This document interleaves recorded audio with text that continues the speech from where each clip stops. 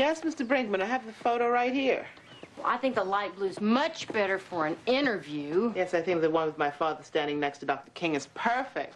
Hello, could you please pay attention to me right now and be a big shot later? Uh-huh. All righty. Thank you, Mr. Brinkman.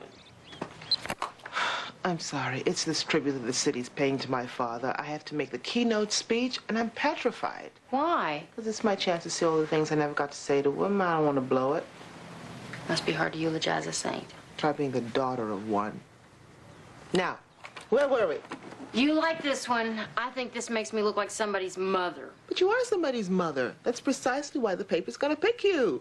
You have life experience, maturity.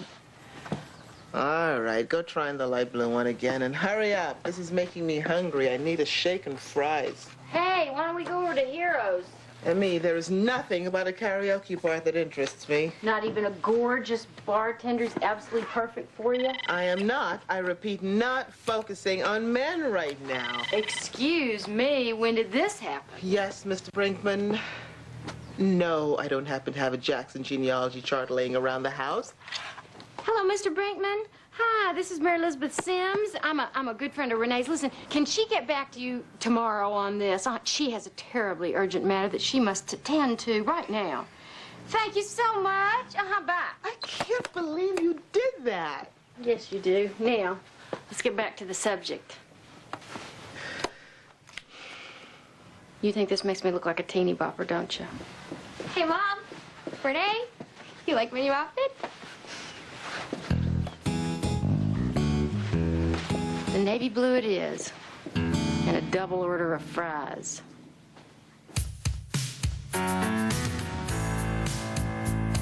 Any day now,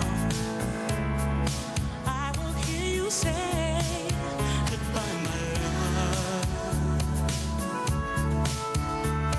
and you'll be on your way. In my wild, beautiful world, you will have flown. It easy now. I'll be gone alone.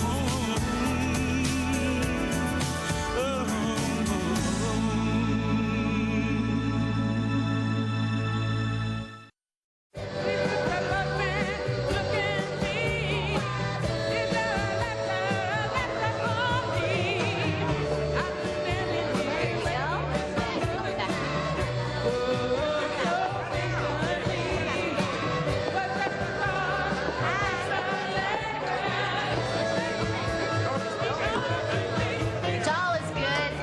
Yeah. Renee likes her guys smart, just like her daddy. Here it is. Ice cold, just like you like it. Thank you, Joy. The bartenders have to be smart, don't they? So they can remember all the ingredients that are in every drink. That'll be $7.50. Keep change. Thank you. Next one's on me. Girl's gonna need a hip replacement if she doesn't watch out. Collier Sims, you have not heard a word I said. Yes, I have. You're talking about fixing up Renee with the bartender. Frankly, I don't think she goes for guys unless they're wearing a three-piece suit. I think that Renee is a lot more down to earth than you give her credit for. But don't you think he's way young for her? I think he's about the same age as that waitress. Do you think she's too young for you? Is there anything I can do to put a smile back on that handsome face of yours? No, I'm okay. Okay. Well, you just let me know. Excuse me. I ordered a scotch on the rocks, and my waitress brought me something that tastes like fruit juice and brake fluid mixed together. Ooh, I'm sorry about that. I'll make you a new one. Must take a lot of concentration remembering what goes in each drink. Here you go.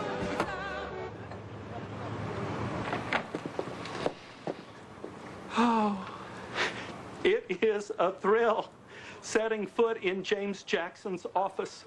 The man was truly a saint. Thank you for coming, Mr. Brinkman. Won't you sit down? A veritable history lesson. From out of the South's dark ages, led into the light by none other than your father. Your esteem is gratifying, but my father didn't integrate Birmingham single-handedly. Oh, I know there were others, but he was the leading Birminghamian. Mrs. Carter is writing his bio for the tribute program right now. Mrs. Carter? My field worker. She's done most of the legwork for the event, thank God. She and Aisha Bullock, the city's cultural fair liaison, they're going to be here any minute. So how's your speech coming? Slowly. I can only imagine.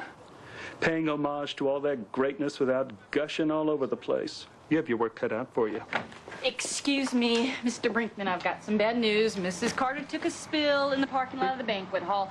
She's getting her leg set now. Oh, better grab him. Give him some air. Oh, help me, please.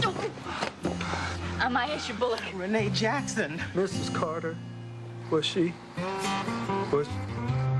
able to place the food order before her fall? He's dedicated, isn't he? I'm sorry, I don't think so. I'm afraid without Mrs. Carter's assistance, I'm going to have to postpone the tribute indefinitely. Oh, you can't do that. I have 20 relatives coming. Is there something I can do? Well, we still have to contact the press and confirm VIPs, procure a sound system, decorate the banquet hall, hire a photographer, get a bio written, and of course you still have your speech to write. Shall we split the list in half? How the hell did you get stuck doing all this? Well, I was hoping that this really great writer that I know before she starts her internship could help by writing my dad's bio.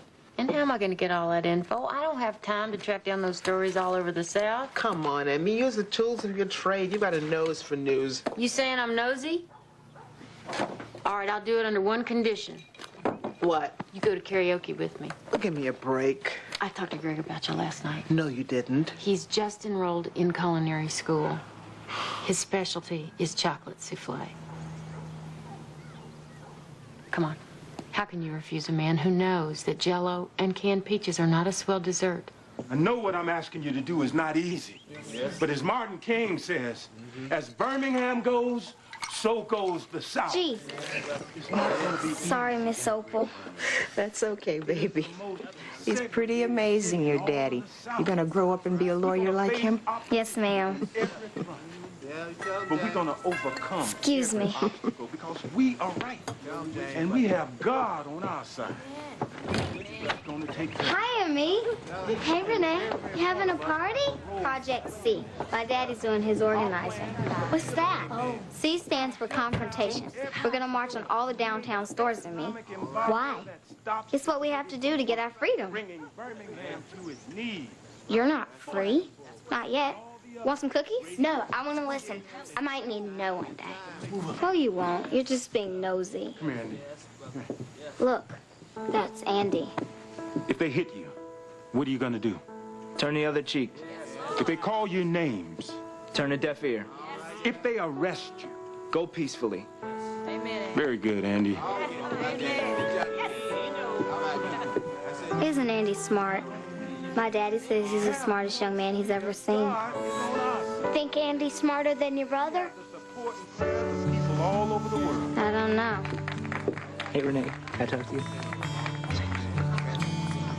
Sure, Andy. What'd he say? He asked me to save him some cookies. And when you take the podium to begin your speech, hundreds of black and white balloons will be released and will ascend to the heights of the room, symbolizing the triumph of integration. As I'm about to speak, With either ebony and ivory or reach out and touch somebody's hand playing triumphantly in the background. What do you think? well, offhand, I'd say it's a bit much. Oh, perfect timing. Oh, Mrs. Lee. Renee, you remember Mrs. Lee, don't you? She worked with your father.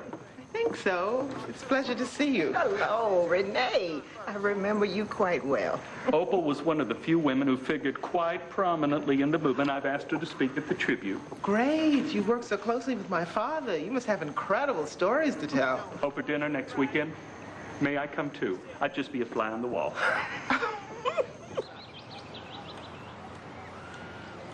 So you were saying that Mr. Jackson himself recruited you for Project C? Well, it didn't take much. He could inspire anyone. Now, there weren't very many women involved in the movement back then. What was that like for you?